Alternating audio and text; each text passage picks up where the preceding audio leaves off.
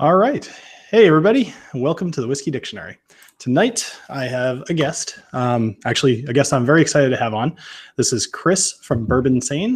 Go ahead, and Chris, say hey to everybody. How's it going, guys? Happy to be here. This is my second live stream this week. I was with Jason earlier this week in the Mash and Drum, and here with Bill tonight. So I'm really excited. How's everyone doing? So I'm doing good. You know I'm doing good because I got like 4 different types of bookers right next to me. That's right. You know that. So as I was just telling Chris right before the stream started, I was having some technical difficulties. Those of you watching, although look at the monitor, it's not looking too bad. The visuals look okay, but I had planned on having my brand new camera up here and just had all kinds of crazy issues. So either way, everything's good. Everything's working. So tonight we are going to be drinking Bookers, and we're going to be drinking a lot of Bookers most likely. That's right. So let's just kind of say hey to some people in the chat. I know these are a lot of the usuals are in here. Go Habs. We'll see what happens, buddy. All right. So we got Steve A in here, Santa Cruzin, the Dan Trout, who I know you were talking about earlier. Actually, yeah. Dan Trout, Chris speaks highly of you. I'm gonna make you a mod. You don't have to do anything, but if you want to, feel free. Okay. So anyway, no, I probably do have enough classes. That's 6. I usually go about 7. We'll see. In case. Yeah, they tend to talk me into having a little bit too much. So anyway, so Chris, why don't you tell people about your channel? And so I started in November of last year, so it's still really new, just a couple months, but I really got a lot of inspiration from, Bill, all the other YouTube channels. That's really what got me going. So I'm really excited to be with Bill. It's my first time actually talking to him live. We've been talking over chat and whatnot, but it's really cool to be doing a live with him. I got a lot of stuff planned for the channel I want to do. I'm just doing a best budget bourbon series right now. So there's so many budget bourbons out there. You can't do one video. I mean, I know Bill didn't do just one video for his either. So I'm doing a 3-part, and then we're going to do a finals for it. So I do have a 3rd part coming up tomorrow. So it's going to be 7 p.m. Eastern time. If anyone wants to stop in, I'm probably going to premiere that. But yeah, a lot of stuff coming up. I'm really liking doing blind samples, actually. And I'm more of a bourbon guy right now, but I am starting to branch into Scotch a little bit. So we'll see. We'll see what happens. Nice. Yeah, you might have locked yourself into something with that name. Yeah, I know. That's definitely where my roots are with it. So yeah, it's funny. There's definitely times where I regret having the E in my channel as well. Yeah. But it's funny. Like, I review a lot of bourbons, but people just always assume I'm a bourbon guy, and I'm really like right. an equal opportunity imbiber. It's just that's right.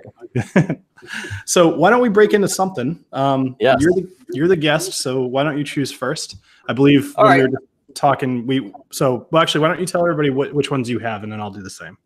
Sure. So I have the 2018-01 Kathleen's batch, and then the 2018-04, which is the kitchen table, the new one. And then I actually have just a sample of 2017-04 Sip a While, which it looks like I've maybe had a pour out of it, but it must have been a long time ago. So I really don't remember anything about it. But those are the 3 I have. So any of them are going to be good with me. I actually did put the Kathleen's batch and kitchen table side to side in one of my videos I did. And I did them blind, so that was really interesting, seeing which one I really liked more. So we'll see if that changes today, I guess. Yeah, no, that's actually pretty interesting. Maybe I'll do that tonight. Now I'm thinking about it. So I've had a lot of people telling me that I need to do the kitchen table, which is the 2018-04. And, yes. Just everybody's been telling me to have this one. And, of course, I was having trouble finding it, as seems customary with the whole Bookers thing. Like I apparently devoted my channel to, hey, I'm going to cover every single Bookers, and then I have a lot of trouble finding them. With 2018, I don't even think I reviewed one until like August or September, just because I couldn't find the Kathleen's batch for literally months. So I have the Kathleen's batch, the 2018-01. I have the 03. I have the 04, and I have my 30th, the Booker's 30th, which is incredible. So yes, I figure that at some point we're gonna both drink a different Booker's, and that's probably the one I'll have. So you are the guest. What would you like to drink first? Let's do the 2018-01. Let's do the Kathleen's batch. That one I've had longer, so all right. I'm interested to see. I don't want you to crack the kitchen table yet. I want to wait and see on that. So sounds good. Yeah. So I think I said it, but I could be wrong. It's always tough when you start these things, like because Chris and I say a few things to each other and then we go live and I forget what I've said to the audience or not. So I have not cracked open the 04 yet. It's totally sealed, and figured I'd do that live on air tonight. So I see Eric Waite is in here. Eric, I only popped in for like 2 minutes on your stream. That's definitely one of the problems of setting up for my own stream while you're going, is I barely get to catch any of yours. But either way, thank you for, I'm sure you dropped my name at some point because you're a scholar and a gentleman. So yeah, I was hanging in there. It was a really good stream with you guys. So, and they definitely name dropped you, Bill. Don't worry. Awesome. I saw you put something up on Instagram or Twitter earlier. So anyway, all right. So we got the Kathleen's batch. This is 63.7% ABV. 6 years, 3 months, 14 days. And yeah. Cheers. Cheers. Let's get into it. All right. Sounds good. I had forgotten what that smelled like. That's a really good nose on that. Wait till you smell the kitchen table next to it. I know, everybody. You guys are all killing me with this, like the suspense.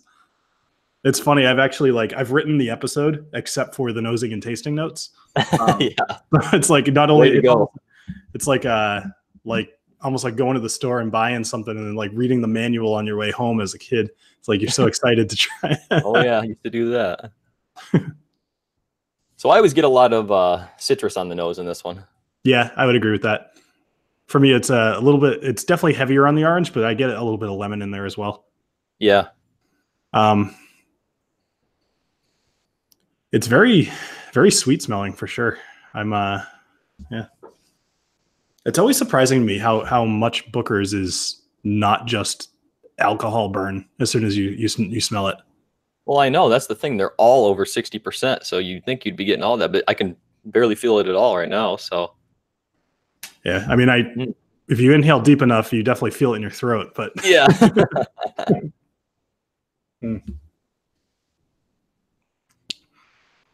Good stuff. Oh, I see Eric. Wait, so that's interesting. Moderators must carry over. I didn't realize that. So you don't have to make them a moderator every time? Oh yeah, I think it's permanent. Yeah. Yeah, because Eric is a moderator too, and I must have made him one at some point in the past. So I'm gonna have to be careful that Eric's gonna start like messing with me. Yeah. Yeah, I definitely get more burn now on the sip for this. Not near as much. I definitely get more burn than what was in the nose on the tongue. So yeah. Now, do you have any water at all with you? Mm-hmm. Yeah. And that was gonna be one of my questions for you. So, what is the proof of anything, any whiskey where you'll add water? See, I think you and I are both in such a unique situation. I don't know about you, but I'm assuming like I end up adding water pretty much every time just to see if there's enough of a difference to point out in the video. And I like our typical drinking, I'm speaking generically here, but I'm assuming it's so like jaded, you know? Yeah, like I almost cannot drink whiskey too often just to sit back and enjoy a whiskey, unless I'm near a bottle kill or something like that. And right. It's always evaluating. So no, that's for sure. That being said, I'd say almost 130 proof is that's right up there. yeah, I'd say that qualified. If there's going to be an ABV to do it at, that's right. So speaking of which, I'm going to actually add a couple drops of water just to open this up a little bit. Okay.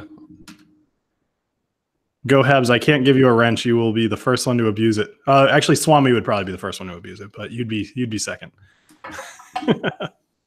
I was talking to Swami, by the way, last night, just in case anybody's curious. I know he hasn't been on YouTube too much. He's doing well. He's got a new job, so it's kind of like taking all of his time. But for those of you who may or may not be wondering where he is, he's doing well. So I put about 4 drops in mine. I'm not. Yep. I didn't see how much you did, but actually 3. So close okay, enough. There you go. Yeah.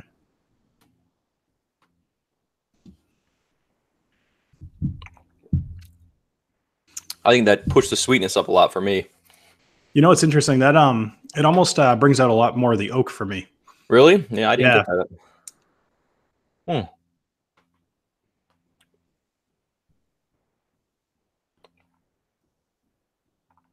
What do you think? Yeah, more the I think more richness. I'll say that, I guess. Yeah. More rich caramel vanilla. I would agree with that. It's a little bit more full bodied. So so where do you live, Chris? What state are you in? I'm actually in Michigan. Grand Rapids, Michigan. Mm-hmm. Snowed out there today, right? Yeah, it's been last week we were all in oh man, -15, -20 degree weather. It's been terrible, but this week we warmed up a little bit. Now we're back down to about 10, so it's been rough. Yeah. I last week I was in San Diego, as you saw. So it was like I remember talking to people that there was a guy from Duluth, Minnesota, who was out in San Diego with us, and he was like, "Yeah, it's -60 back home." And I was like, "It's 120-degree difference." Yeah, that is insane. That's insane. Yeah. Anyway, so the Lions, huh? People are commenting. Yes, the Lions. Still a Lions fan. I mean, even though everything we've been through. You picked a good state to live in there, so. Oh yeah, I know, right? Only well, actually, I can't even really complain because it's been a long time that the Patriots have been on top. Yeah. Even before Brady, they really weren't bad. So. Yeah, I remember. I think it was '93. I remember, I'm 35, so I was 10 in '93, and I remember getting a Drew Bledsoe rookie card, and had it in like plastic or whatever, and. Just thinking back, like Brady was like, the backup quarterback. So bizarre. Yeah. The question is, do you still have those cards? I might still have that one. Yeah. There's a lot of, baseball cards or whatever. They're not worth anything, but right. That one's probably not really worth much anymore either. Yeah. Brady kind of overshadowed that whole. Now Brady rookie card might be worse. That's right. Yeah. This is really, really good. Yeah. So I've been noticing your shootout, or not shootouts. What do you call them? Like the comparison videos that you've been doing? Yeah, just like head-to-head tastings, I guess is what I just been calling them. But yeah, those are actually pretty entertaining to watch. If anybody hasn't seen those before, they're pretty fun. I've always admired your I guess you'd call it bravery of doing like your blind tastings and stuff. I tend not to do those because I've done it one time and I was shocked at how many times I was wrong. And that was for all of the Johnny Walkers. Oh man. Yeah. I remember being terrified that I was going to be like, oh, this is pretty good. And it was going to turn out to be the red. And just, the whole channel crashes down. I know. Oh, DJ Bacon's and I still get worried when I film those, like, because it's scary. It's like, well, what if I'm completely describing this wrong? And it's definitely happened already a couple times. So, but that's part of the fun. I always love watching those types of videos. So, so we have 70 people in the chat so far. Nice.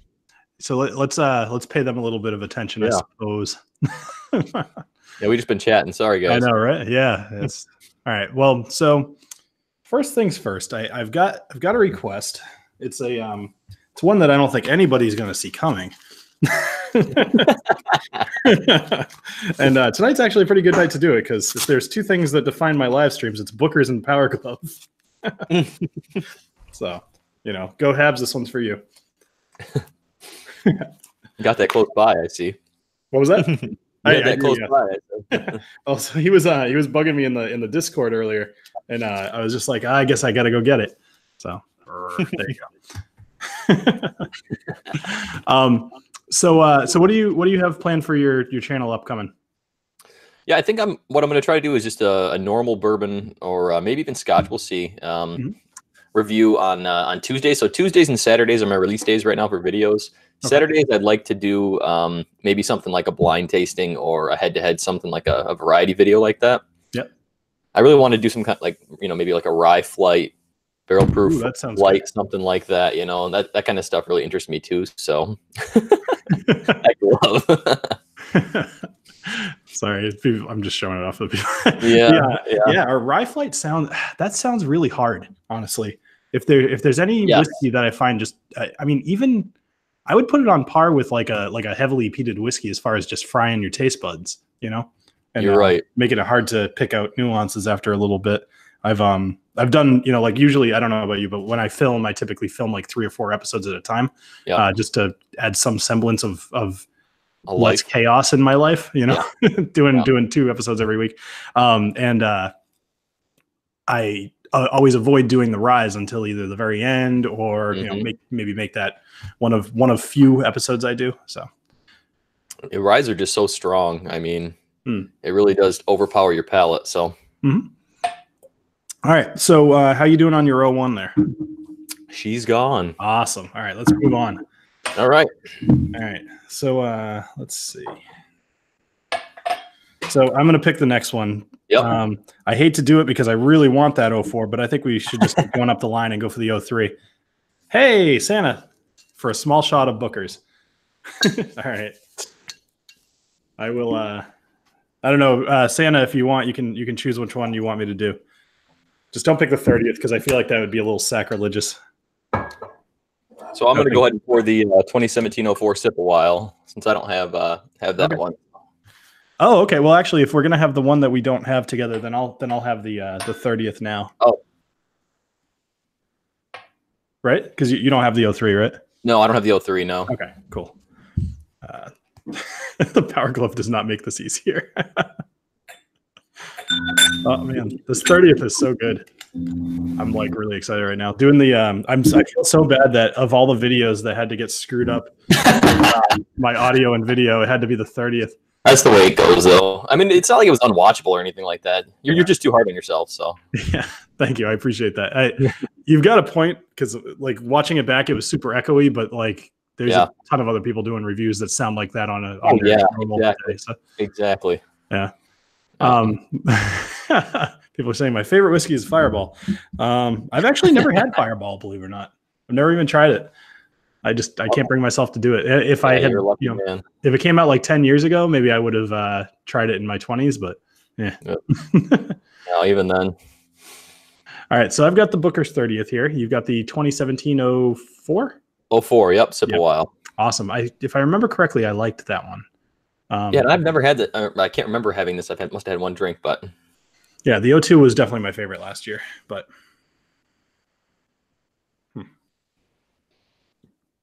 interesting.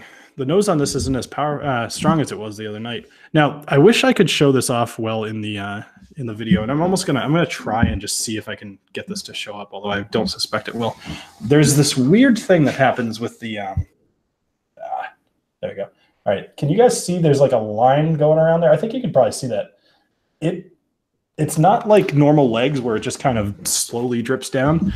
That line will stay there for like 20 minutes. It's weird. What's the proof on the 30th? That's a good question. 125.8. Okay. Yeah, so pretty high. Your mic is a little hot or something. I'm not sure if it's near something. Try to adjust. Yeah. Is that big thing there your mic? The black thing? Yes, it is. Okay. It is. Oh, that's a pop filter. Okay. It is. Yep. Okay, that makes sense. Try to adjust that. Yeah, no, it's all good. All right, so cheers. Cheers. Oh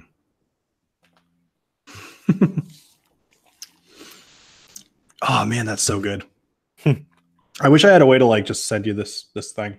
That'd be great. I don't know about you, man, but it's not worth it to send whiskey for me. It's like, well, not really. Just I'm always worried that it's just going to get lost. Because if I were going to bother sending something, it would probably be something worth sending. Right. And I just don't want it. I don't know. I think I'm still a little bit, what's the word? Like shell shocked or whatever you want to call it. A little afraid from losing that 2018-04 and the Booker's 30th like last week. It's just that's scary and sucks. Somebody had a good day though. Sure.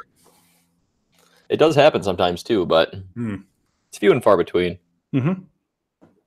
Yeah, this is good. This is actually a lot creamier than the 2018-01, I think. It's creamier than the 2018-01? Mm-hmm. I think I remember that as well. So what else are you into other than whiskey? Other than whiskey, okay. Well, I've got a wife and 2 boys. So my youngest boy is about 6 weeks old, so still brand new, but so that takes up most of my time. That and work, of course. But, so you started a channel like 2 weeks before your kid was born.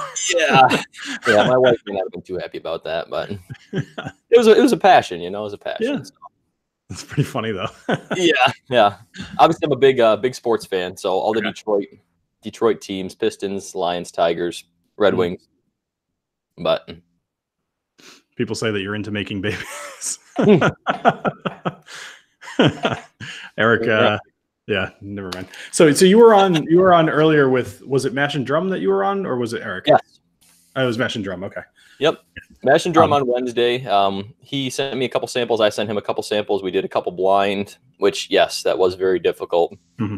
Very difficult. But so actually, sorry, go ahead. Yeah, I was just saying it was awesome doing that. And Jason's a great guy at the Mash and Drum, so loved hanging out with him. Yeah, I'd like to have him on the channel at some point as well. Actually, I think it'd be fun to I'm kind of thinking it'd be fun to just do a huge community thing like we did last year with for the World Whiskey Day. And I've been kind of thinking about who should come onto a channel like that, or a stream like that. Definitely yourself as well, of course, and probably Eric and a few other people as well. But I think it would be worth it to do something like that this year. Yeah, that'd be a lot of fun. Possibly even do it for a few hours. Give everybody a link and let them drop in whenever they want. So. Yeah, no, that'd be awesome. That'd be a great time. I suspect by the end of it, it'll be about 20 drunk people just laughing over each other. That's right. We'll all be talking over each other. Words. Yeah, Eric, wait, I am going to be on Eric's channel coming up in Bourbon Month next in March. So that's going to be a good time too. Do you know what you guys are going to be drinking, or is it a secret? Eric mentioned a bottle, but I don't want to say because I don't know if he wants to wait. So got it. Yeah, no, that's fair. Yeah, I had a lot of fun out there with him last week doing the Lagavulin and Lafroig. That was tasty. Yeah, that stream was awesome. That was a long stream, but you guys looked like you were having a great time. So. It went forever, but it went by very fast. Yeah. Anyway, all right. So how you doing on your drink there? Good. I got probably about 1 or 2 sips left. Cool. Yeah, same here.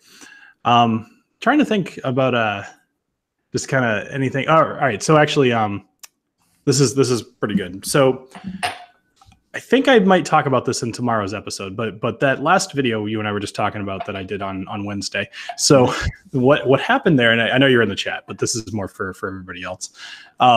So long story short, I recorded everything. Everything looked fine, or darkish, but I was okay with it. And obviously the audio sucked. And so I was getting really frustrated because I just dropped a whole bunch of money on all this new equipment, and it just wasn't working very well. So then I ended up just kind of Googling around a little bit, being like, hey, what's going on with this camera? Like, the audio sucks. Is it the microphone? Is it whatever? And turns out I simply just didn't push the cable far enough into the microphone jack. No. That's all it was, really? It was awful. Wow. And I know you probably saw, but I in the new stuff, I have this boom mic, and it sits like right about here, just out of frame. And people are telling me that it's probably my voice echoing off the table and going back into the mic, which I know very little about audio, and that made some sense to me, especially when they were saying it with authority. And so I believed them. It just turns out that the echo was because it was a piece of crap microphone on a DSLR. Yeah. Well, at least that's all it was. I mean, that's an easy fix, at least, Mm-hmm. And the audio on the Saturday video is going to be a lot better. So awesome. All right, so let's see what's going on in the chat here. Yeah. I'm going to have to start buying batches of Bookers. I never thought of them as different. Yeah, DH Sylv, they're dramatically different, actually, surprisingly so. Monica, all the bottles. Punisher. All right, yeah. Just a lot of people chatting. No big deal. Yeah. You got to our liver is all good. That's from Discord earlier. What was that? James says you guys' liver all good. It's good so far. Yeah. Yeah, hanging in there. Yeah, it's pretty good. We like to exercise it. So that's right. All right. So I got the 03. I'm gonna dig into this guy. All right. The more I drink, the more entertaining I'll be. That's right.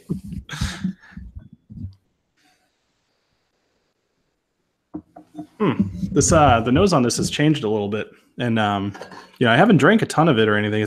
But it has been open for a while. It's smelling more and more like almost like strawberry candy of some sort, like those ones that your grandmother always would have, they'll wrapped up in the strawberry wrapper.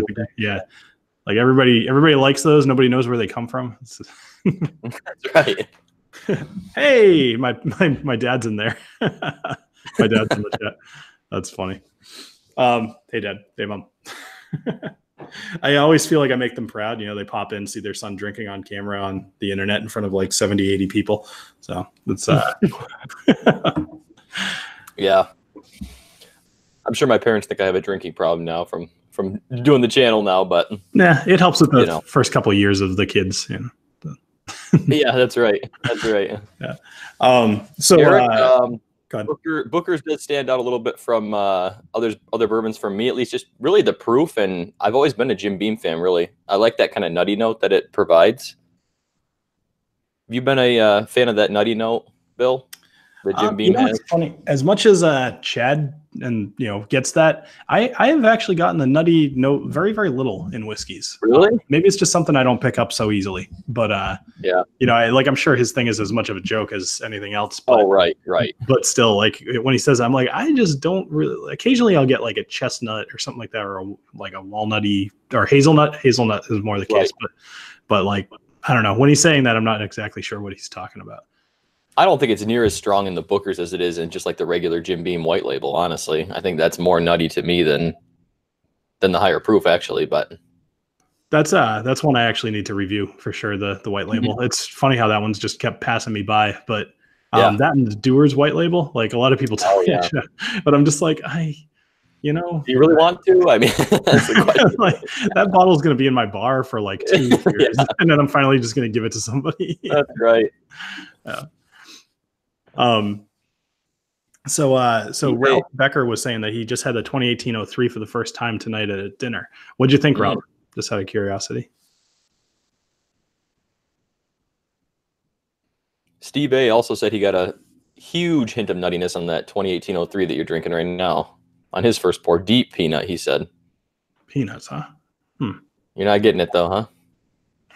Not anymore. I don't remember what my original notes were on this, though. As I was saying, the nose has definitely changed a bit since the first. I remember distinctly it not smelling like this, but I don't remember what it did smell like. So,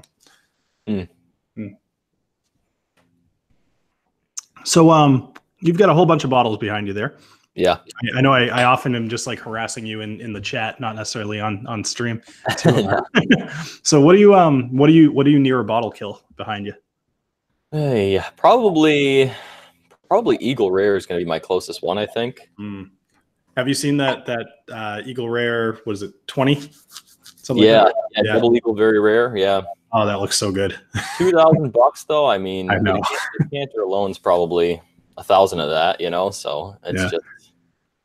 They put out a video on Twitter. Yeah, did you watch that? I saw that. Yeah, they sure did hype it up well. I'll say that. Yeah, for sure. I'm sure it tastes good. I mean, the regular Eagle Rare is very good. So yeah.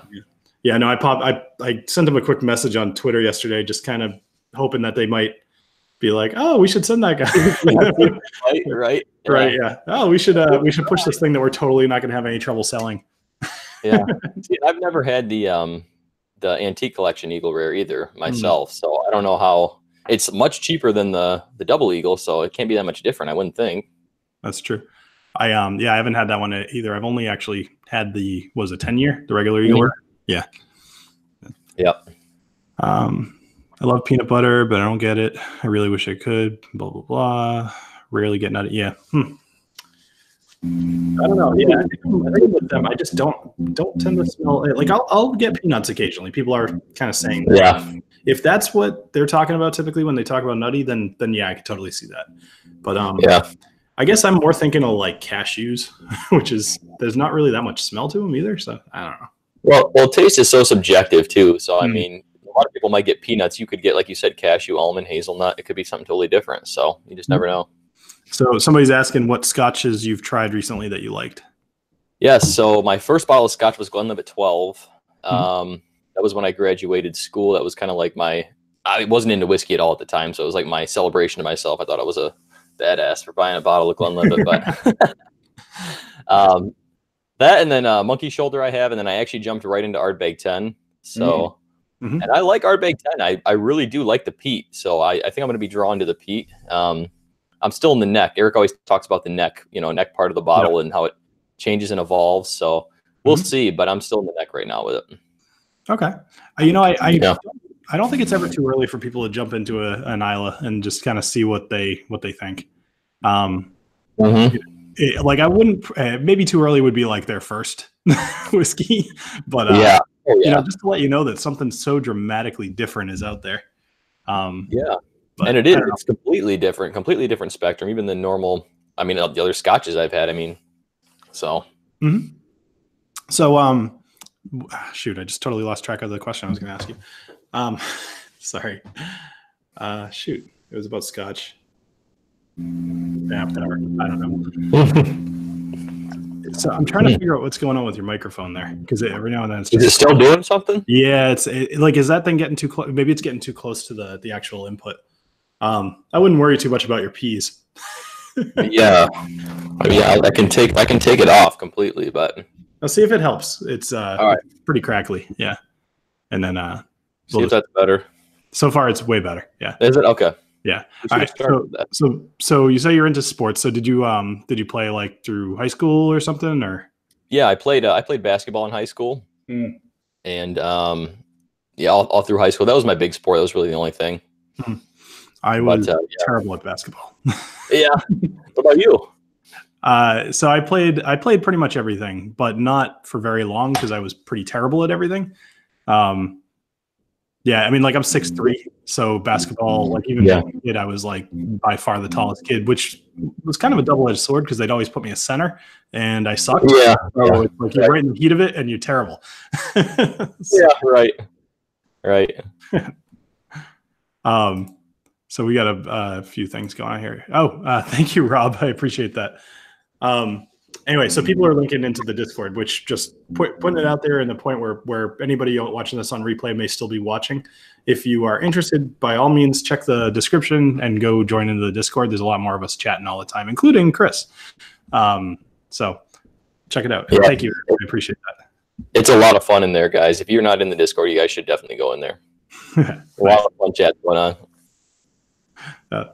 So let's see what else. So you've been keeping up at all on any news stuff at all? Yeah, I just saw the Four Roses announcement. Did you see that? I did. Yes. Yeah, I'm pretty excited about that. Yeah, so I mean, they're going to be putting out a small batch that is older, higher proof, and I think it's six different strains of yeast they're using. So that's pretty exciting. I'm a big fan of the normal Four Roses small batch, so I think kicking it up a notch is going to be really good. If they're going to keep it going, every year, keep putting it out, I think it's going to be awesome.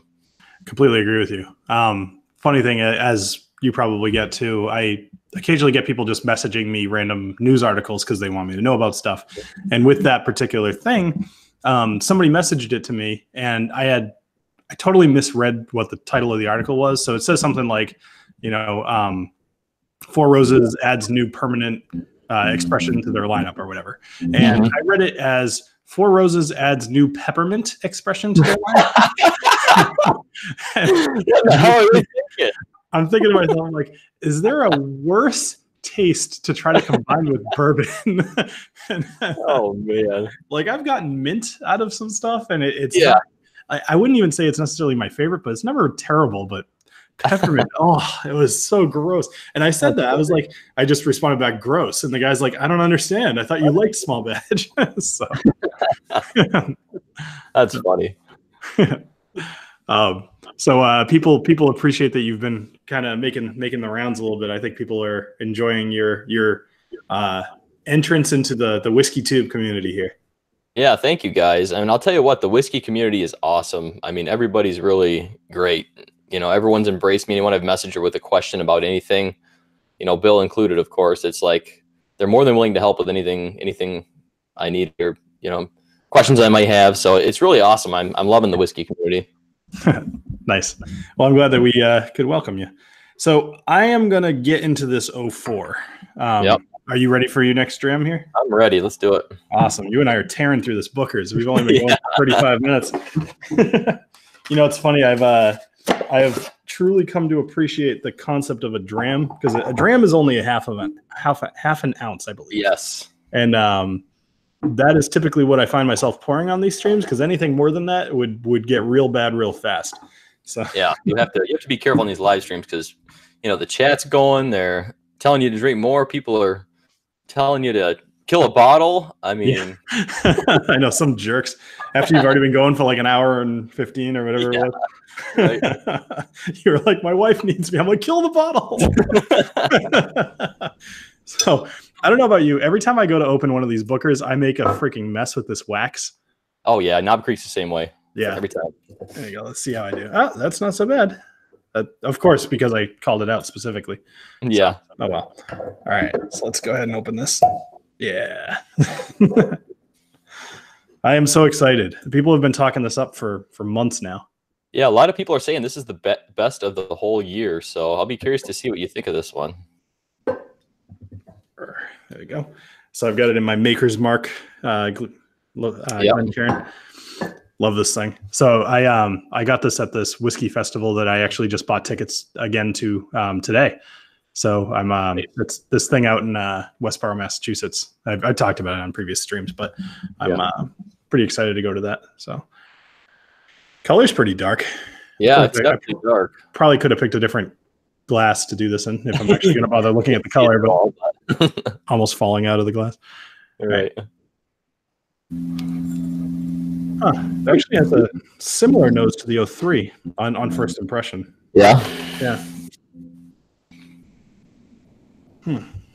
I get a definite when I first opened the bottle, at least I got a definite richness, like very, very rich to me. I kind of moved the mic away from my face so I'm not just breathing into them. Yeah, I probably do that all the time. I'm sure that was gross. All right. Yeah, it smells really good. It smells very almost like fruity to me, but yeah, it's definitely very sweet, but it smells a little fruity. Mm-hmm.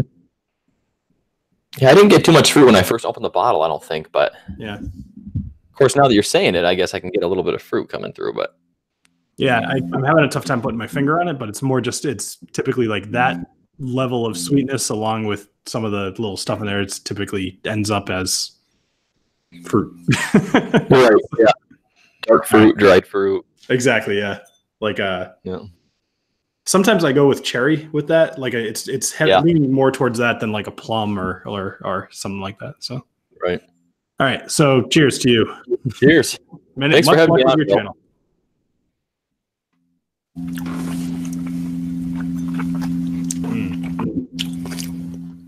Okay. Okay. Yep. Yep. Wow, it's good. Really good. It is. Once again, just totally different than all the other three. It is. It really amazes me how they can get one bourbon that's so different batch to batch. What is the ABV on that? Because that is burning the tongue real 64, real nice. I think. 120. Holy crap. Oh, that's the highest tier. Yeah. Wow. That leaves its mark on your tongue. Yeah, it's your first pour out of that bottle too, so. Yeah, that's nice. Yeah. Yeah.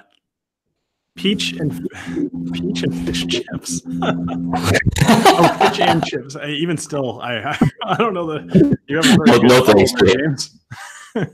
I could kind of agree with the peach though. That you might have nailed that the fruit that I was talking about, because it wasn't. I said cherry, but I wasn't quite sold on that. But yeah, Jason says he always gets vanilla ice cream and hazelnuts on it. He said vanilla ice cream and hazelnuts on the nose or the taste. I think that was while we were nosing it, but I mean the ice cream. I guess I could see just with because I do get a creaminess on this. Mm-hmm. When I did my review of this, I got a definite creaminess, like in the mouthfeel and on the nose. Bye, Rob. Rob from Whiskey and the Six was in here for a little bit. See you later, Rob. Thanks for coming in. All right, I'm gonna add a couple of drops of water here and just see what happens. Yep. I really like this dropper. So I got this from Rift. They sent me this little care package thing, and it came with this dropper. And I really like this thing actually. It's better than like I have these little micro pipette things back there, and they were not good, but it was this is much better.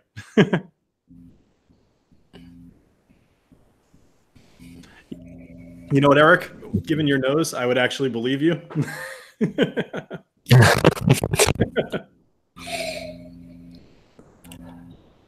Hmm. I'm excited to film this episode now. Yeah. Yeah. Now, so here's the question, though. I think I'm going to have to spend a little bit more time with this, but I'm going to have to figure out now which one of these is my favorite. And it's a bummer I don't have the O2. I actually thought I still had it in a sample size like this, but I must have finished it at some point. But I'm not sure which one I'm going to pick at this point, especially having them all tonight. This one is definitely a standout, but yeah, I think it's going to come down to personal preference versus necessarily just like this one is definitively better than the other one. No, I'm with you. And when I first filmed the 2018-04, I was like, oh, this is the best of the year that I've had. I had three of the four. But then when I did them blind, I picked Kathleen's batch. So that's like, you don't know. You don't know blind. So that's the only one that is truly a contender in my mind. Like I don't think that the O3 stands up to it. I remember the O2 pretty fondly, but like it's not. I still don't think it would hold a candle to either the O1 or the O4. That's tough though. I feel like I would potentially pick the Kathleen's batch over this one, but this one is really good. Yeah. I'm gonna have to have some fun with that. We'll see. Well, it's like you said, if you like more of those fruity notes, you'll probably go towards the Kathleen batch. But if you like more of the, I guess, deeper, richer, I described a little bit of smokiness on the 04 when I did this. Yeah, I could see that on the like after you've tasted it, right? Not in the nose. Yes. Yeah, it leaves a little bit of like an ashy taste in your mouth for sure. Yeah. Yep, I could see that. I can't remember which one you were reviewing that I saw that you picked up a lot of smoke on. Was it the barbecue? It was the O2, yeah. Yeah, I think it was called like backyard barbecue or something like that. Yeah. That would make sense then. So you've been doing your channel since November. How many videos do you put up roughly? Probably about 25. I started out doing good. Yeah. I started out doing one a week, and then I wanted to go up to twice a week, and then now I threw in live stream starting like about a month ago. So I kind of threw it all in at once. But it's good. I really enjoy doing it. I mean, I always look forward to these Friday nights doing this stuff and talking with chat. Yeah. When there's two of us, I'm realizing I don't talk to chat like hardly at all because we're talking to each other. So I know. I'll have to work on that. But yeah, that is a little tough. When I do these things solo, it's pretty much just interaction with the chat. But yeah, we should probably pay them some more attention. I know. Sorry, guys. So all right. So Tennessee honey. There's a good question. What's your opinion on flavored whiskeys? Knowing that we're in a safe space here. Had to say that, huh? Yes, of course. Yeah. I haven't really had too many of them, honestly. Have you tried any? I've had the I think I had the red stag. Okay. Like a long time ago, and I was not a fan of that. Yeah. But I don't know. I think I went right into bourbon, so I just feel like straight bourbon drinking neat. So I feel like going to flavor with. I normally drink neat, so like I don't really. Right. I don't really have the urge to try flavored whiskey. A lot of people love like a vanilla, vanilla Crown though. Vanilla. Have you ever heard vanilla Jim really isn't too bad. So I don't know. I mean, I'd be interested in trying it, I guess, but I don't know if I go pick up a bottle. I've always kind of gone back and forth about whether it's worth reviewing any of those because, like, technically they're not whiskeys, and so that always was kind of the deciding factor for me when the decision was trying to be made. But I don't know. I could see myself doing a few of them in like one episode or something like that. Yeah. But I also, whenever I taste them, I'm just like, all right, let's take a classic example, right? So not necessarily Fireball, but something like that. I mean, a Jack Daniel's has one. What's the name? Flaming Leprechaun does one, and obviously Fireball. But like cinnamon whiskey, it goes okay together, but it's also just like dramatically over flavored. To the point where it's like, okay, I'm just drinking some Red Hots, Yeah, exactly. It's just cinnamon. There's nothing else. And I mean, I think for me and you, and probably most of people in the chat here, it's like we actually enjoy the flavors that we pick out in our whiskey. So we don't need it to be masked by some artificial flavor, Right. I like green apple candy, but I don't know if I want it masked in my whiskey, like, I don't know. Yeah. Now I would. People are calling out there. There's a was it Maple Knob Creek? I think. Yeah, Maple Knob Creek. Yes. Now, maple totally sounds like it would go well with bourbon. Just like you pull out maple notes all the time. And I think if you're going to do anything, it makes sense to try to accentuate some of the stuff that you naturally taste in bourbon. But when you get a little bit too much, like I would imagine that maple Knob Creek, I have not tried it. I would imagine it's probably just overly saccharine. You know, it's like way too sweet. And that's fine if you want to get hammered and you're like 22. But, you know, but we are refined gentlemen, Chris. That's right. My hoodie and your t-shirt. No, that's what I was going to say, though. It's like, I mean, that's just probably liquid maple syrup, really. I mean, if you think about it, I haven't had it either.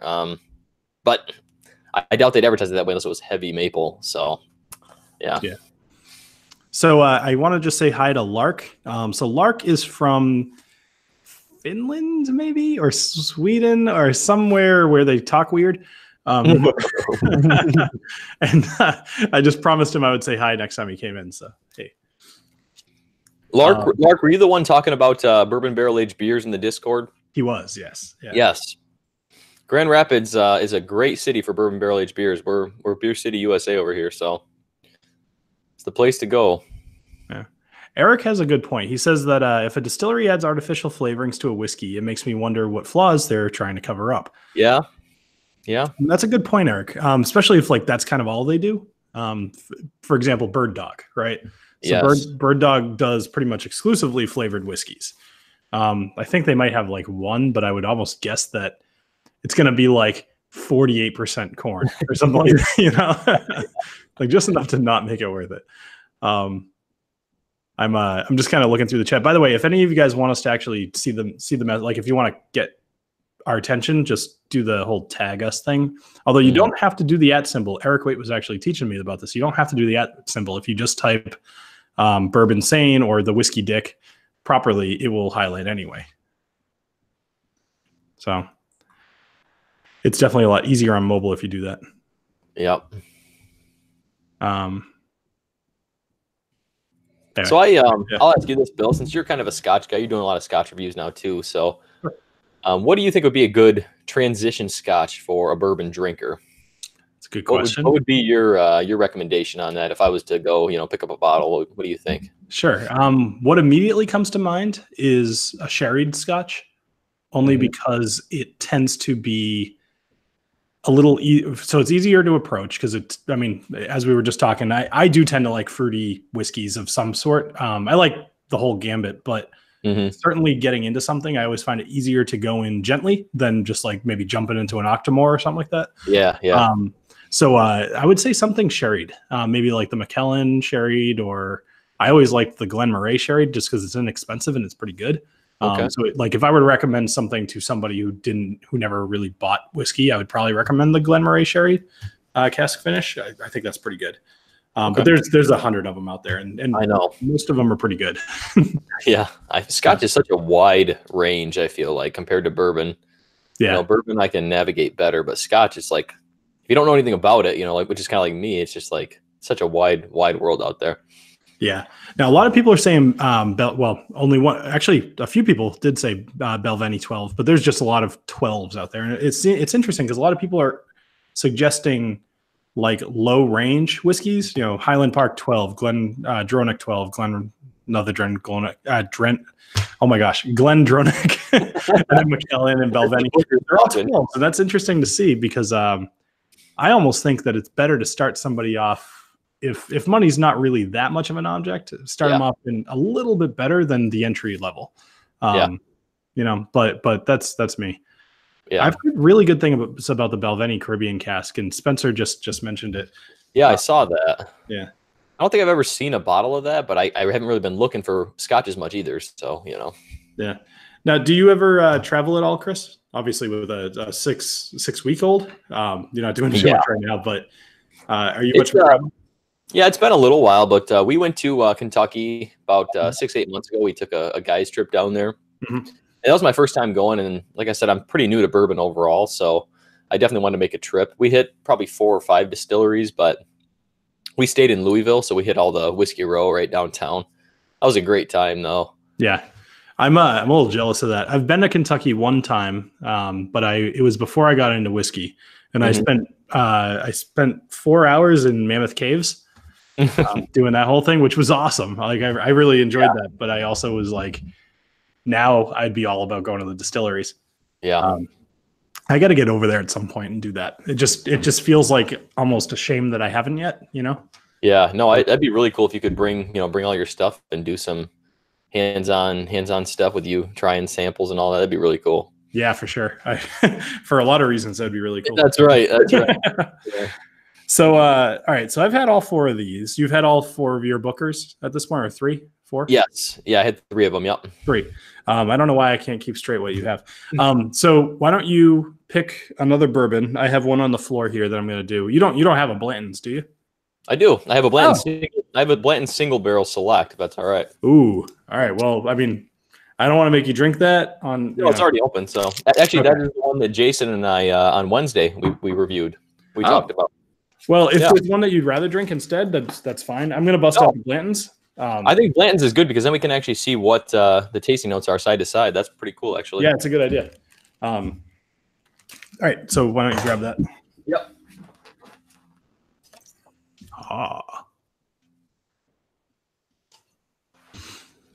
Hey, Joe Green. Hey, Joe. How's it doing? How's it going, Joe?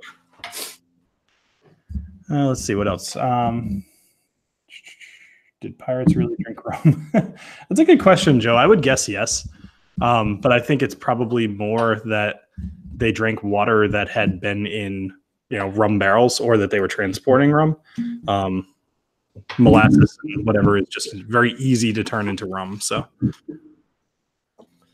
do you tend to drink anything other than whiskey, or maybe beers? Beers are kind of the gimme, I should say. Yeah. Not too much. I haven't branched really into rum, rum or tequila or anything like that too much. So there's a few tequilas that I've tried, but for the most part, I'm whiskey as well. Yeah. I find I like gin quite a bit. If I deviate from whiskey at all, it's probably going to be for like a gin and tonic or something. Yeah. No, I do like a good gin and tonic. That's for sure. Oh man, that's totally different too, and equally as awesome. Yeah. I'm very jealous of that bottle that you got right there. Can you hold that up to the camera? Yeah, absolutely. So this is a pick from a local store near here. I was actually able to get 2 of these, so it is really good. I got a lot more rye on this bottle than I did previous Blantons I've had. So okay. So I see yours is also 93 proof, which is interesting. Are they not all that way? I don't even know. I would guess that they're probably all 93s. Mine's 93, and actually, yeah, looking at this, so it says 46.5%, but that's printed versus actually handwritten. Right. Yes. Yeah. Which it's tough. Looking at this, I'm wondering if it's really handwritten or if they just have a very good font. Well, we did go to Buffalo Trace, and we got to walk through the Blanton's warehouse, or the bottling, I should say, bottling Blanton's, and they had them all set out like there were people working there. There was no one actually working there, but they had them set out like maybe they would. So, got it. All right, so try the Botanist gin. It's from Bruichladdich. Oh, you know what? Actually, Craig, I remember hearing that when I did like a thing where Bruichladdich came out to a local area and did this whole tutorial thing on their stuff. So, all right. So I tried ordering that here, but it's expensive this side. Great looking bottle, taste. So Rob, where are you based out of? I'm guessing not the United States. Jim Shannon says definitely handwritten. Okay. Yeah. I mean, it looks handwritten. I'm more just thinking practicality wise, like somebody's getting carpal tunnel out of it. Yeah. It'd be way easier to not, that's for sure. Right. So what's the stats on yours? So like when was it dumped? When was it? Yeah, mine was dumped 7/18/18, barrel 239, warehouse H, which I think all of them are. They are. And Rickhouse 7. Okay. So mine's 11/5/18, 2268, warehouse H, and Rick number 16. So awesome. Yeah. I do think this is really cool. It's bottle number 277 out of that barrel. So I read somewhere one time that in a best case scenario, obviously there's going to be a lot of variation between angel share and all that stuff, but roughly a barrel is about 350 bottles in a standard kind of a bulk operation. So it's interesting to see 277. I'm curious. I wish that they said like 277 out of some of them. Yeah, they told you how many it got. Yeah, that'd be pretty cool. Yeah. All right. So you said that is a what is that one again? What do you mean? What is that? It's different than just the regular single barrel, right? It's the single barrel, but it's just a store pick. It is a store pick. Okay. For some reason, I thought it was one of the other ones, like the reserve or. Oh no. Okay. Yeah. No, it's just a store pick, but we got a lot more rye on this when we talked about it on Wednesday than the normal Blantons for some reason.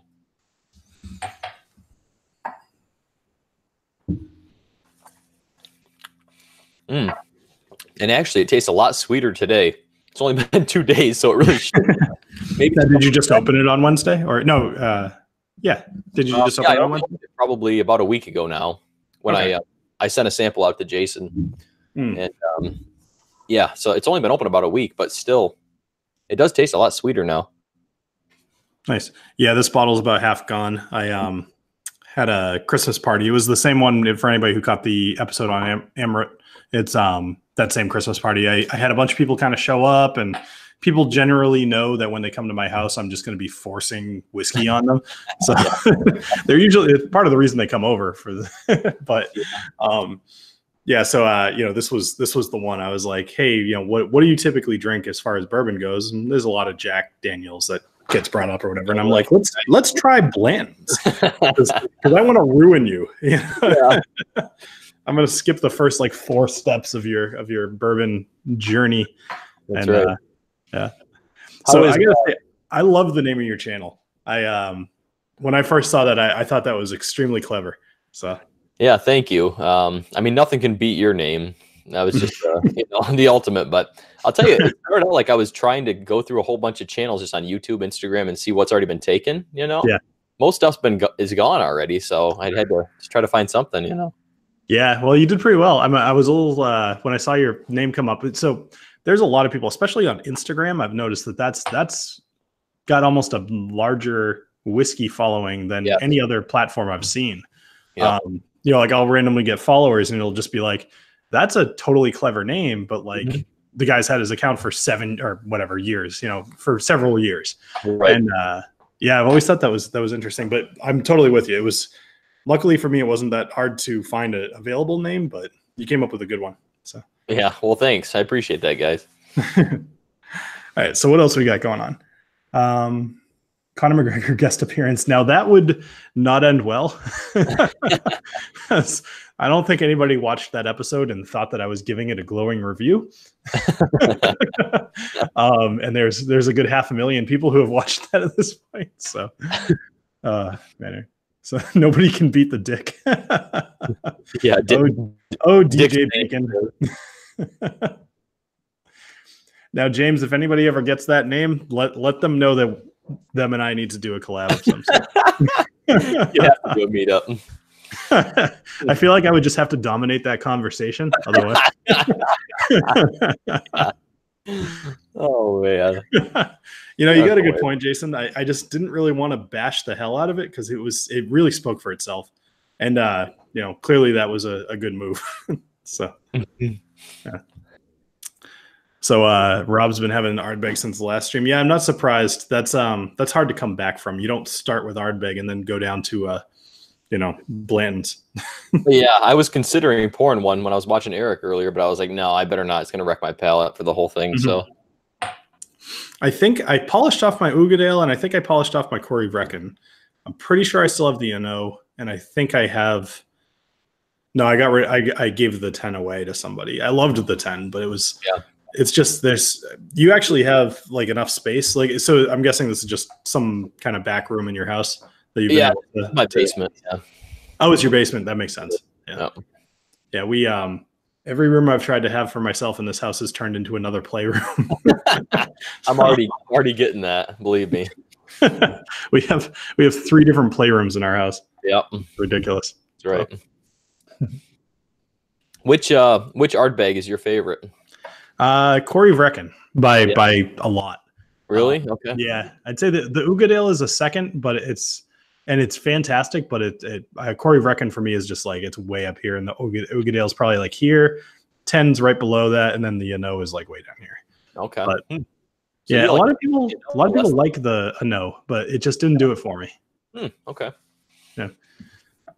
So you said that you were going to drink an Ardbeg. Which one do you have? I have the Ardbeg 10. You have the 10. That's a good one. Yeah. I just figured I'd start with that, see if I even like peat. That was my first peated, so. Now, have you had the Lagavulin 10? I have not. That's definitely one that you should get your hands on as well. I was well, originally I was between Lefroy and Ardbeg. You know, I didn't know which one to get. I'm sorry, I said Lagavulin 10. I meant Lefroy 10. Sorry. Oh, a lot of people love the Lagavulin too, though. Lagavulin. Totally, but I would have been crucified because they don't have a 10. Yeah, right. I'm glad that I corrected myself quick enough. I'm sure we'll still see stuff in the that 30-second delay that you got there. Right. Like, oh, there's no 10. Do you get that yet on your channel? Because you definitely will at some point. Yeah. I mean, a couple comments here and there. It's like, you know, you said alcohol instead of proof. It's like, yeah, I know. Sorry, you know. I got this whole episode, you know, like I got this comment yesterday, and it was on my intro to Scotch list, and basically I said Islay instead of Isla, and like, you know, you record these things, you make stupid mistakes. Like when I first got into Scotch, I was taught that it was called Islay, and so sometimes that pops back into my head, and now I know better. But like, I've also looked it up. Like, they're totally cool with you calling either one. But either way, so this dude comments, he goes, yo, this N-word just said Isla, and I'm supposed to take him seriously. Or Islay, and I'm supposed to take him seriously. And so I responded back to him. I was like, first off, I think you need to fix the contrast on your monitor. So, about the whitest guy you're going to find. But you know, you gotta take it in stride. So. Yeah, no, I mean that comes with the territory, I think, you know. Eric's got a point. Drinking alcohol and misspeaking kind of go hand in hand. Yeah, that's for sure. Especially when you batch film, I'll tell you that. For sure. You know, I love that Blanton's. That is just a standout whiskey to me. It really is. Is it? I was going to ask about availability near you. It's actually not that hard to get. It's, really? It goes in bursts though. Sometimes like there was probably like a year that I've wanted to review this and I couldn't find it anywhere. But prior to that, it was readily available. And right now it's readily available. But of course, when I wanted to review it, I couldn't find it. Of course. Yeah, of course. Yeah, so I happened to actually I got this bottle. I was in one of my local liquor stores, and I was walking up and down as one does. You know, it's basically the Toys R Us nowadays. So I'm walking up and down the aisle, and I see this box on the ground, and there was one Blanton's left in it, and it was a box that was clearly like for 6. And I'm just like, they must have just gotten a shipment in. I'm just gonna grab this one, and so I got the last one, and I went up, paid for it. But I was like, I can't even believe that, you know, maybe 2 minutes later and it might not have been there. So yeah, it's kind of the same here. It's like sometimes we'll see them, sometimes they're nowhere. So it's just one of those allocated things, I guess, Buffalo Trace has. But yeah. So do you have any like larger liquor stores near you that you tend to go to, or is it gets kind of smaller guys and you just hunt?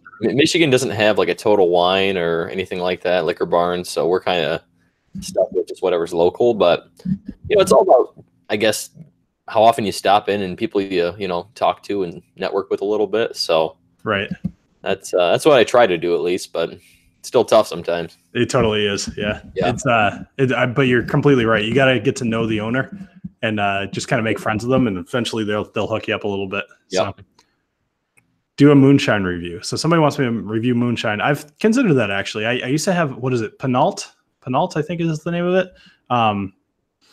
Excuse me.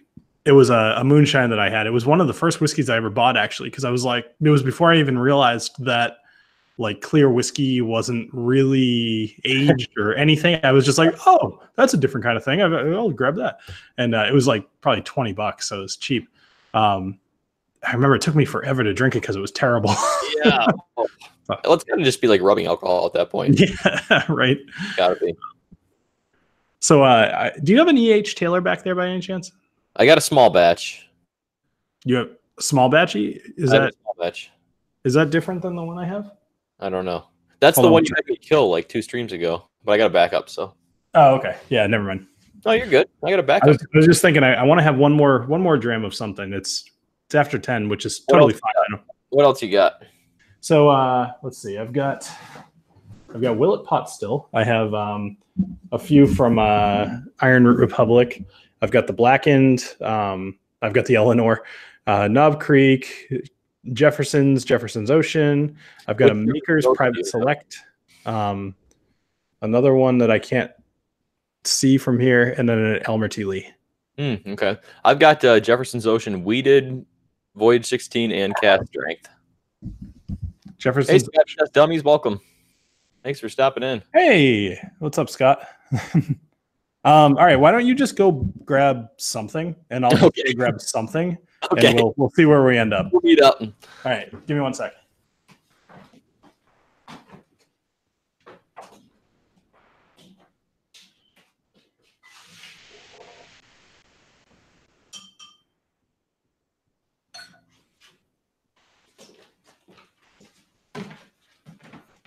All right. Let's see what he comes back with. All right. So I went with Jefferson's Ocean Weeded. Oh, I almost grabbed the Jefferson's Ocean that I had. I should have. I went with the Blackened, mostly because it's almost empty, and I thought that they would be making a little headway there. So, you know what? I'll go grab my Jefferson's Ocean. You're going to do it, huh? All right.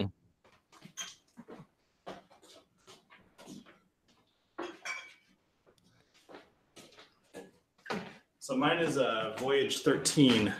13? Yep. But it's so yours is weeded? Yeah, I have a weeded, but I also have a single barrel select that's Voyage 16. Now, do you have the Woodford Reserve malt? No, I don't. No. I mean, obviously I didn't love it, but I was just curious. I'm looking to get other people's opinions on it because but I'm a little shocked that I disliked it that much. I've loved everything that they've put out so far. It's probably completely different flavor though than what you'd be used to with anything, really. So yeah, I have noticed that is something that definitely affects me a bit. Is I need to be better about coming into things with preconceptions. For example, the Ardbeg and O. I went into that thinking it was going to be smoky, and it wasn't. And then I was immediately just like, oh, well, this is a letdown. And yeah. Man, this smells really good. This is let's see. Do they have any notes or anything? I mean, at this point, I tend not to trust my nose too much after 6 grams. This Booker's, right? Yeah, right. It smells almost like licorice though. Yeah. But there's a sweetness to it that kind of keeps me from going like black licorice. I do always get the brininess with the Jefferson's Ocean. Yeah. I could see that actually. There's a little bit of salt in there for sure. Yeah. And I think they only age these about 6 months. After they age it normally, but age it on water, I should say 6 months, but right. I do like that they tell you kind of where they went, which my understanding was that it was pretty much always the same trip, but they talk a little bit about it, which is actually a really cool way to do it. It's funny because Jefferson's as a whole, or as a brand, I'm not crazy about their intro. Or their base offering. I think it's a decent one for people to jump into if they're looking for a starter bourbon, but you grow out of it real fast. But I like that this is literally almost, what am I trying to say? So when they get into the telling of the story of how the trip went, that's a legitimate thing that happened, and there's no reason to lie about it. We hit the storm and it lasted for 7 days, and it was brutal, and blah, blah, blah. That's just cool to read about, Yeah, and that marketing's really good because you talk about the storm and the boat shaking all around. It's like, oh, the bourbon's getting more into the wood and more out of the wood. It's kind of a cool marketing thing, but the price point for me has always been the concern with Jefferson's Ocean. I'm with you there. The price point is a little ridiculous. But then again, boats take a lot of fuel. Yeah, they do. That's true. But it's a cool marketing scheme. Certainly works. When I've brought this out among other people and I've told them what it was, they've always been interested. So the marketing sells itself. But the price points, I don't remember if this was 80 or 100. It was expensive though. Yeah, I think my store pick was about 70, 75 at So this is probably 80 because I bought it at the place near me that's more expensive than most of the others, but they tend to have everything, so it's where I usually end up. Spencer Mav, you mostly drink neat, but any unique flavor or favorite cocktails? I like a good old fashioned, and usually with my old fashions, I do high proof just because I like to taste the bourbon. By the time I water it down, it's got to be high proof so I can get some of that bourbon flavor coming through. So Joe Bob has a question. Maybe you can help me out here, actually, because I'm trying to rack my brain a little bit. He says, what bourbon has the coolest story? And there's a few that come to mind, but cool is such a subjective term. So like, let's assume for a minute that the story of Jack Daniels is actually true, right? About him, kicking the safe open and getting blood poison. Like that's a pretty cool story. But I have a feeling it's pretty fabricated. Well, and I think most of them probably are fabricated, but I like Larceny's story too, where, he had the key to the best warehouses of bourbon, and he would go in at night and steal the bourbon, and that's pretty cool too. I mean, there's cool different stories out there. Probably all of them are fabricated. But. I think that's the key. It's got to be real enough. Like for example, I think that this Jefferson's Ocean has a pretty good potential to have a fantastic story. Actually, so on that topic, Glendalough, a couple live streams ago, I mentioned that they had a situation where one of their barrels was on a boat that was in a race, and they ended up having to abandon the ship, and got rescued by another ship, and the ship was just out in the middle of the ocean for X amount of weeks, and nobody could find it, and the barrel's just kind of sitting on the boat the whole time. And they were like, if we recover it, we're going to bottle all of those and sell it as a specialty batch. I actually never followed up on the story, but I would assume that they probably found the boat at this point. I mean, GPS is a thing. And I think that's a pretty cool story, So that's interesting. I think I would rather think about whiskey as a whole, about what had the coolest story. And the one that sticks out more to me than anything is Oban. Sorry, not Oban. Sorry, what is it? Yamazaki. It was a video I did, probably like maybe 12th video or something like that. And basically they built a distillery kind of in the Yamazaki Valley, and all of the locals had never really seen anything like this. So all that they saw was a whole ton of barley going into a building and nothing ever coming out. And so they, of course, just assumed that there was a barley-eating demon that lived in there. I always thought that was a very cool story. Yeah. On that topic, what is are your thoughts on Japanese whiskey? I have not had any Japanese whiskey, and that would be something I'd like to branch into, but which to start with is the question. Price is definitely a problem with that. I have not had a Japanese whiskey that I haven't liked. I've had some that were significantly better than others. For example, the Yamazaki 18 was incredible. But I had that in the whiskey vault, and I haven't really ever seen it in person other than there. But Japanese whiskey in general, it's very similar to Scotch, in where like they'll pick one thing and they'll do it exceptionally well. Whereas like a bourbon, it kind of just throws a whole bunch of crap at you, and the longer that you drink it and think about it, you might pick out little nuances or whatever, but in general you're always going to get vanilla and oak and caramel, and then maybe a couple other things. With Scotch, it might be like, this tastes like pear, but it's a really, really good pear. And Japanese whiskey tends to be the same way for me. So you just pick up less notes, like maybe one or two really good notes on it. Exactly. It's it might be a little bit like whatever, but like whenever you see somebody who has like a high score on a video game or something like that, it's always like somebody from like Korea or like they're just like, they're the best DDR person ever. Right.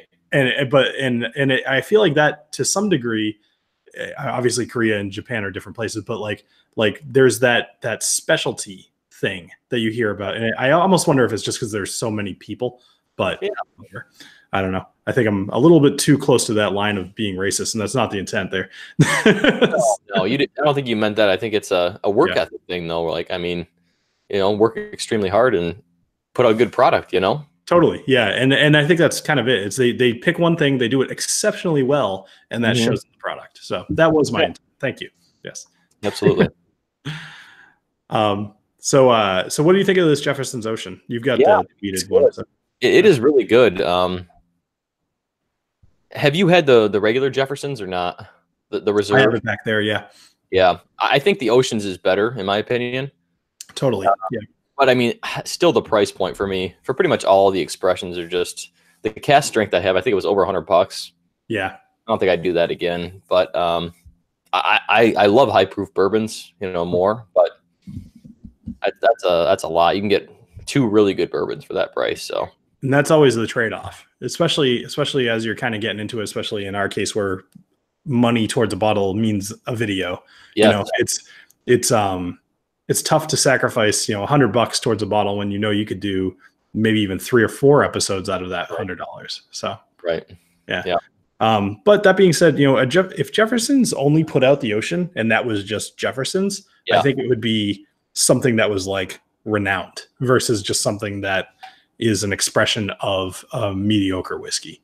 Yeah, I agree. And like you said, the story's great. I mean, they have probably, like you said, one of the best stories to go along with it. So I think that's a big pull for people, really. Totally. I completely agree. That was when I started the channel, that was kind of the goal. It was, I believed that there was a really good story behind every single brand. Unfortunately, as we said, a lot of them are fabricated, and I always take the tact of, I'm not a journalist. I'm just, read up on the website, see whatever they say, I kind of take it at face value, but that's what they're representing. So I'm fine with it. Yeah. Unless it's complete bullshit. And then sometimes it's kind of fun to call them out on. Yeah.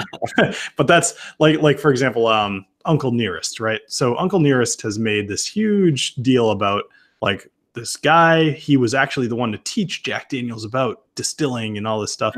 And, I actually believe that's probably true, but doing research for the video, I found out that there was very little proof of that. Whatever. I don't care. It's still an interesting story, and I'll relay it. But yeah. What are your you do a lot of research, I feel like, at least about the background of the distillery and everything for all your videos. I try to just put the basics in mind because I don't want to get any tasting notes on the bourbon. Like that's what I try to stay away from, I guess. But I guess, I mean, I like the information myself, but I don't know. Do you research any like tasting notes beforehand, or you try to do it completely blind when you do it? Both. So what I do typically is I always kind of mention this. I sit on the couch back there and I wait until everybody in my house has gone to sleep because I'm always up late. Actually, last night I got 4 hours of sleep.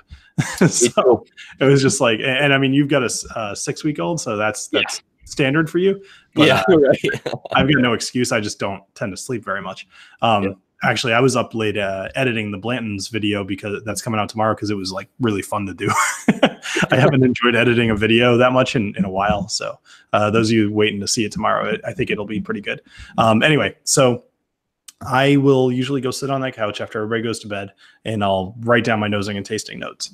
And then afterwards, if I feel like there's something I just straight up didn't identify, I'll go look at other people's reviews as well. Not usually on YouTube. There's a few different websites I'll visit and I'll be like, oh, like earlier in the chat here, right? I was like, oh, it tastes like fruit, but I couldn't put my finger on it. And somebody pointed out peach. And I'm like, yes, that's exactly what it was. Yeah. And that's usually the extent of me getting influenced from anybody else's nosing and tasting. But I try to avoid it as much as I can.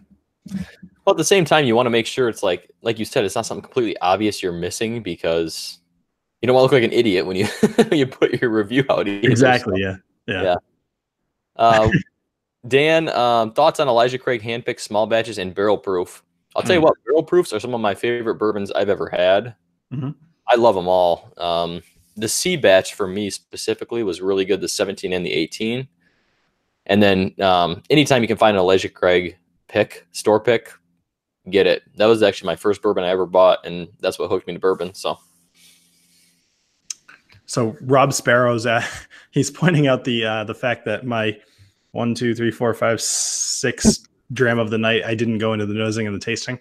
Yeah, me either. So, long story short, Rob, I tend not to do too much of that on live streams only because it very quickly becomes too hard to tell. But the Blantons is my video tomorrow. So check out the video there and you'll get all the nosing and tasting.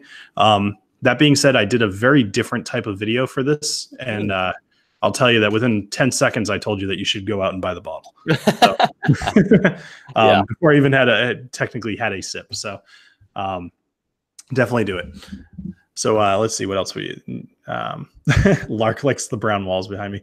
Yeah, I moved in and it was like this. The people before me had decent taste, but I don't know. Someday I could see changing it. I think it's a little dark in here. It'd be nice to be lighter. So I think your lighting is pretty good. You always talk about your lighting, but I think it's always looks really good. Thank you. I obsess about that stuff. Yeah. That's where I get the fun. Like I just said, I bought a whole bunch of new gear, and that to me is as exciting as, like, I spent $2,000 on gear. I could have bought a $2,000 bottle of whiskey, and there's some people in this chat and watching this video that would have been their preference. Right. For me, I like gear and I like tech. Yeah. So I'm staring at my brand new tripod that just came in the mail today. So it's pretty nice. No, it's exciting. It's like getting a new toy, you know. It's totally right. That's right. Like, you get it. Like your childhood. Yeah, right. Yeah. Like, you got that pop filter, and I saw that, and I was like, oh yeah, I don't have a pop filter. That'd be fun. Yeah, apparently it's just crap though, so don't get one. Right. Yeah. I was like, I could literally just go like this. And you're right. Yeah. So anyway. Anyway, I've the Booker's starting to hit me a little bit. So why don't we call it a night? Why don't you kind of recap a little bit, tell people a little bit about what you are, where they can find you, what you're doing next, something that you're excited about, blah, blah, blah, whatever you want. So I'm going to be putting out videos 2 times a week. Going to be doing live streams every Friday. Tuesdays and Saturdays are going to be my my reviews going out. Probably doing just a standard bourbon, maybe Scotch review coming out Tuesdays, and then Saturdays I'll be doing either a blind tasting or head-to-head are my plans right now. I may change up times. We'll see. But yeah, I'm loving doing this right now, guys. And, you know, people like Bill invite me on the stream like this. It's great time. I'm loving the whiskey community, so going to be a lot more to come. But all the platforms, Facebook, Instagram, YouTube, Bourbinsane, I'm there. All right, and anybody looking at this in the future, you can check out links to Bourbinsane down in the description. I'll grab all of those and put them down there, so it'll be easy to find them.